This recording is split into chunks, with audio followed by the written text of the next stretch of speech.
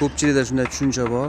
Ya'ni mana shu burchak tarafdan kvartira olsa, qishda isitish qiyin bo'ladi degan. To'g'ri, 60-70 yillarda qurilgan domlar shunday bo'lgan. Mana shu tarafni isitish sal qiyinroq, ya'ni ko'p energiya sarf bo'lgan. Lekin hozir unday emas. Hozir sababini ko'rsataman.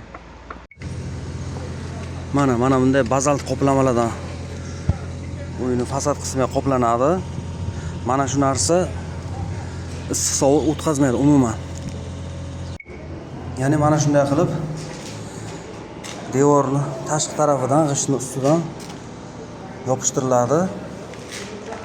O'zini do'pil mixi bor, shu bilan qotiriladi. Oldin kafelni kley bilan yopishtirib olinadi devorga. Mana bunday kafelni kley bilan devorga yopishtirib olib, keyin do'pil mixini qoqiladi, ustidan travertin qilinadi. Xuddi mana shunday ko'rinishda bo'ladi. Mana bu narsa umuman issiq sovuqni o'tkazmaydi. Ya'ni o'sha burchak tarafdagi kvartiralar ham qish payti, sovuq payti isitishda uncha muammo bo'lmaydi. Bu videoni burchak tarafdan kvartira olishga ikkilanib turgan tanishingizga jo'natib qo'ying.